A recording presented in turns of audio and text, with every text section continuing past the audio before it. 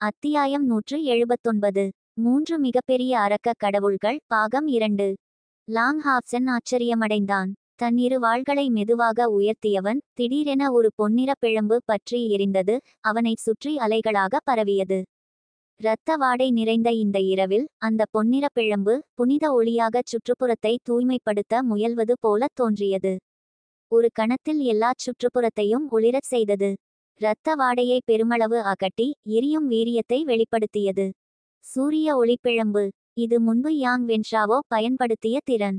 5வது நிலையை தாண்டிய பிறகு லாங் ஹாப்சன் தன் தந்தையிடமிருந்து பெற்ற மரபு மோதிரத்திலிருந்து இந்த அசுர வலிமையான தாக்கும் நைட் திறனை பெற்றிருந்தான். சூரிய ஒளிப்பிழம்பு ஆன்மீக ஆற்றலை அதிகம் உறிஞ்சினாலும் தாக்குதலுக்கும் பாதுகாப்பிற்கும் ஒருங்கிணைந்த அபாரமான திறனாக இருந்தது. யாங் வென்ஷாவோ இதை பயன்படுத்தியபோது இது நீண்ட நேரம் நீடிக்கவில்லை, ஆனால் அது லாங் ஹாப்சனை முழுமையாக மலைக்க வைத்தது.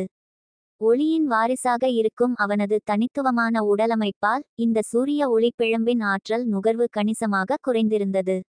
மேலும் லிட்டில் லைட் என்ற அவனது துணையின் உதவியும் லின் ஷின் கொடுத்த மாத்திரைகளும் அவனுக்கு இருந்தன. லாங் ஹாப்சன் இதற்கு முன் டை குலத்தின் கண்ணுக்கு தெரியாத பேய்களை எதிர்கொண்டிருந்தான்.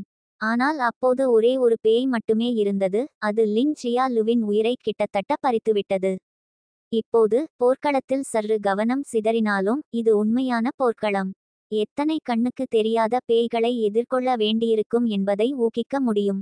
முன்னணியை தடுக்க முடியாது என்று பார்த்த பேய் படைகள் ஏராளமான கண்ணுக்கு தெரியாத பேய்களை அனுப்பி பிரகாச தேவதூதர் நைட் படையின் வலிமையை கொலையுண்டாக்கி குறைக்க திட்டமிட்டன. இந்த பிரகாச தேவதூதர் நைட் படை முதல் முறையாக போர்க்களத்தில் இறங்கவில்லை. முந்தைய போர்களில் பேய்கள் இவர்களை எதிர்கொள்ள சில அனுபவங்களை பெற்றிருந்தன. இது நைட்களும் அசாசின்களும் இணைந்த ஒரு கூட்டணி. இப்போது எக்ஸார்சிஸ்ட் மலைத்தொடரிலிருந்து வெகு தூரம் வந்துவிட்டதால் புரோகிதர்களின் உண்மை கண்கள் திறனின் எல்லைக்கு வெளியே இருந்தனர். டைக்குலத்தின் கண்ணுக்கு தெரியாத பேய்களின் மறைவு திறன் இந்த நைட்களுக்கும் அசாசின்களுக்கும் தலைவலியாக இருந்தது. இரவின் அசாசின்கள் தங்கள் வேகத்தையும் மறைவு திறனையும் பயன்படுத்தி தப்பிக்க முடியும், ஆனால் பிரகாச தேவதூதர் நைட்கள் தெளிவான இலக்குகளாக தோன்றினர். லாங் ஹாப்சன் கண்களைச் சுருக்கி தன் மனவலிமையை உச்சத்திற்கு உயர்த்தினான். தயங்காமல் நீலமலை வாளை இடது பக்கமாக இடி மின்னல் தாக்குதலாக வீசினான். ஒளியின் மலர் வாளின் வலிமை வெளிப்பட்டது. பல்லாயிரக்கணக்கான ஒளிக்கதிர்கள் பரந்த பரப்பில் பரவின. டிங் டிங் டிங். தொடர்ச்சியான வெடிப்பு ஒலிகள் எழுந்தன. மங்கலாக ஒரு உருவம் லாங் ஹாப்சனின் பார்வையில் தென்பட்டது. உடனே சூரிய ஒளிப்பிழம்பை மாற்றி இடி மின்னல் தாக்குதலை ஒளி முட்கள் தாக்குதலுடன் இணைத்தான். வழக்கமான ஒளி முட்கள் தாக்குதல் பெரிய வலிமை இல்லாதது, ஆனால் இடி மின்னல் தாக்குதலுடன் இணைந்தால் பிரகாச சூரிய வேட்டையின் வலிமையை ஒத்துவிடும். பளபளக்கும் பொன்னிற பிழம்பு ஒரு பெரிய வாள் வடிவமாகி காற்றை கிழித்தது. பு என்ற ஒலியுடன் ஒரு சாம்பல் நிற பேய் லாங் ஹாப்சனின் வேட்டையால் இரண்டாக வெட்டப்பட்டு கருகிய இருளின் விளிம்புடன் கீழே விழுந்தது. ஆனால் இது ஒரு தொடக்கமாக மட்டுமே இருந்தது. லாங் ஹாப்சன் ஒரு கண்ணுக்கு தெரியாத பேயை அழித்த அதே நேரத்தில் 3 வெவ்வேறு திசைகளிலிருந்து வெட்டும் ஒலிகள் கேட்டன. அந்த கூந்தல் புழு குகையில் பயிற்சி பெற்ற அவனது உள்ளுணர்வு இப்போது முக்கிய பங்காற்றியது. டைக்குலத்தின் கண்ணுக்கு தெரியாத பேய்களின் வலிமை குறைந்தது 4வது நிலையில் இருந்தது. லாங் ஹாப்சனின் கையிலிருந்த புனித ஆவி வாள் பல ஒளிக்கதிர்களை உருவாக்கியது. வெள்ளை ஒளி பந்துகள் அவன் முன் தொடர்ந்து மின்னின. ஒவ்வொரு வெள்ளை ஒளி மின்னலும் டிங் ஒலியை உருவாக்கியது. முன்னணியில் தாக்கி சென்றதால் மற்றவர்களை விட லாங் ஹாப்சன் அதிகமான கண்ணுக்கு தெரியாத பேய்களை எதிர்கொண்டான். குறைந்தது 7 அல்லது 8 பேய்கள் அவனைச் சுற்றி தாக்கின, ஆனால் இரு கனமான வாள்களை ஆட்டியவாறு லாங் ஹாப்சன் அனைத்து தாக்குதல்களையும் தடுத்து எந்தவித பலவீனமும் இல்லாமல் பாதுகாத்தான். அதே நேரத்தில் சூரிய ஒளிப்பிழம்பின் விளைவுகள் அந்த பேய்களின் உடல்களில் சாம்பலை விட்டுச் சென்றன. ஒளி பண்பு இருள் பண்பு கொண்ட பேய்களை எதிர்க்க சிறந்தது. லாங் ஹாப்சனைச் சுற்றிய சூரிய ஒளிப்பிழம்பு அபார வலிமையை காட்டி பெரும்பாலான கண்ணுக்கு தெரியாத பேய்களின் ஆயுதங்களை எரித்தது. சிவப்பு நிற பிழம்பு வட்டமாக பரவி அந்த பேய்களின் தாக்குதல் வலிமையை குறைத்தது. இது லிட்டில் பிளேம் வெளியிட்ட விளக்கு நெருப்பு வளையம். உடனே லாங் ஹாப்சனின் இரு வாள்களும் ஆடின. ஒளி முட்கள் வெளிப்பட்டன. சூரிய ஒளிப்பிழம்புடன் இணைந்த ஒளி முட்கள் இந்த பேய்களால் தடுக்க முடியாதவை. ஒரே வீச்சில் கோதுமை அறுப்பது போல அவை வெட்டப்பட்டு இறந்தன. தொடக்கத்திலிருந்தே ஷெங்லிங்ஷின் லாங்ஹாவ்சனை நெருக்கமாக பின்தொடர்ந்தான், பேய்களின் திருட்டுத் தாக்குதல்களிலிருந்து அவனை பாதுகாக்க. ஆனால் லாங்ஹாவ்சனின் பதிலடி இவ்வளவு சிறப்பாக இருப்பதை பார்த்து ரகசியமாக வியந்தான். எத்தகைய உள்ளுணர்வு இது! டைக்குலத்தின் கண்ணுக்கு தெரியாத பேய்களின் இடத்தை உணர்ந்து இவ்வளவு துல்லியமாக பதிலடி கொடுப்பது. ஆனால் அவன் பயன்படுத்திய சூரிய ஒளிப்பிழம்பு அவனை அவ்வளவு ஆச்சரியப்படுத்தவில்லை.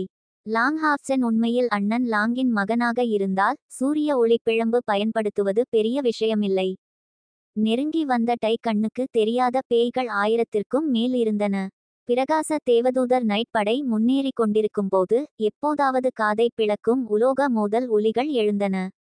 இந்த கண்ணுக்கு தெரியாத பேய்கள் உண்மையில் கொடூரமானவை, அசாசின் கோவிலின் கொலையாளிகளைப் போல பலவீனமான இடங்களை கண்டுபிடித்து தாக்குவதில் வல்லவை, அவற்றின் வேகம் ஆச்சரியமளிக்க கூடியவை. நைட்கள் தகடு கவசம் அணிந்திருந்தாலும் அவை உடலை துளைத்தன. இதனால் பிரகாச தேவதூதர் நைட் படையின் முன்னேற்ற வேகம் உடனடியாக குறைந்தது.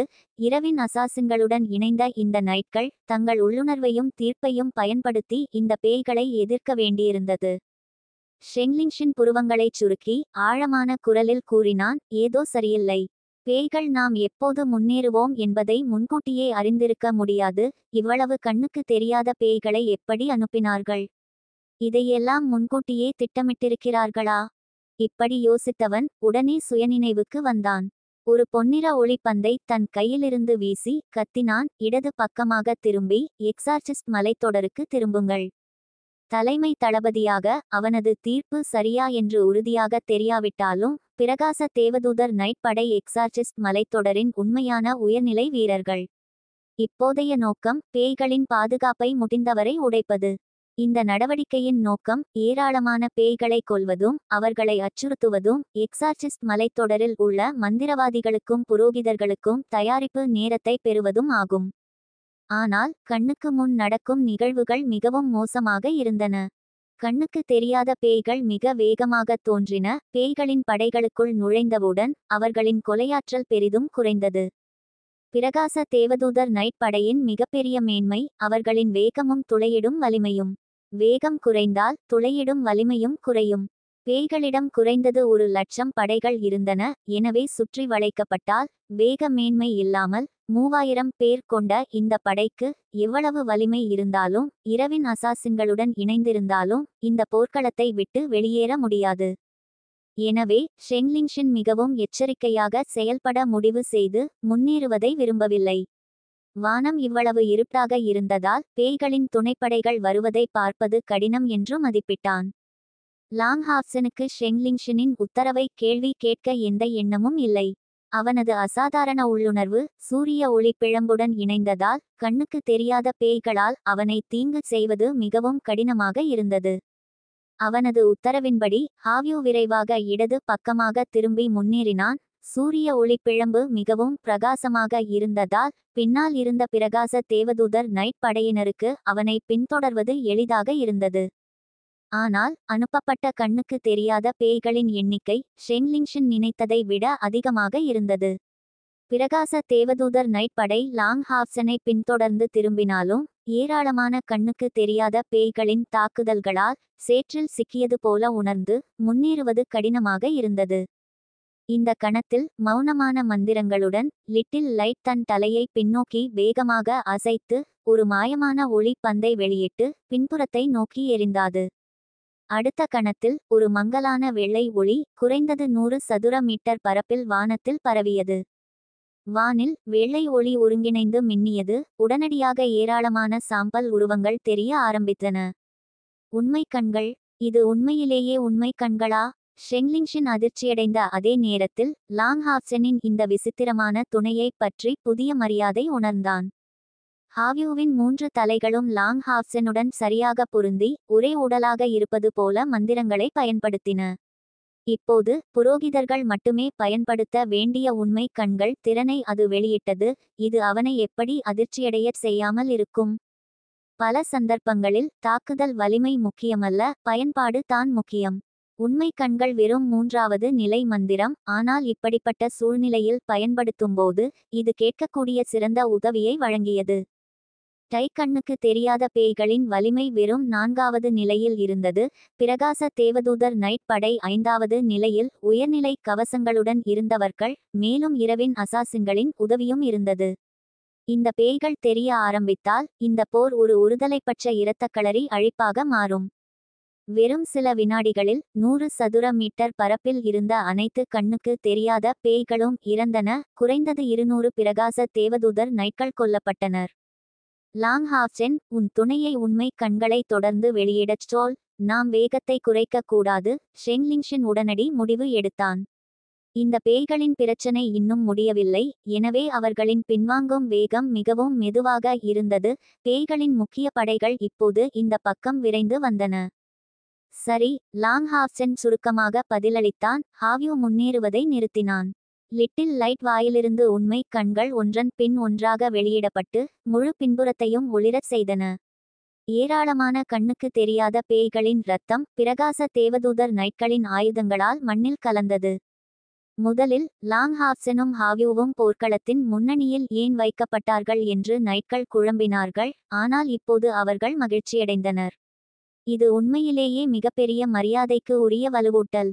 உண்மை கண்கள் திறனை பயன்படுத்தக்கூடிய ஒரு துணை இருப்பது இந்த நைட்களுக்கு மிகவும் முக்கியமானது. இதற்கு முன் இந்த பேய்களால் அவர்கள் பல இழப்புகளை சந்தித்திருந்தனர். லிட்டில் லைட் மட்டுமே இந்த திறனை பயன்படுத்த முடியும். ஆனால் அவனது மந்திர வேகம் ஆச்சரியமளிக்க கூடியது. அவனது திறன் உள்ளடக்கிய பரப்பு மிகவும் பரந்தது. அவனது இருப்பு இந்த நைட் படையை முழுமையாக உள்ளடக்குவதற்கு போதுமானதாக இருந்தது.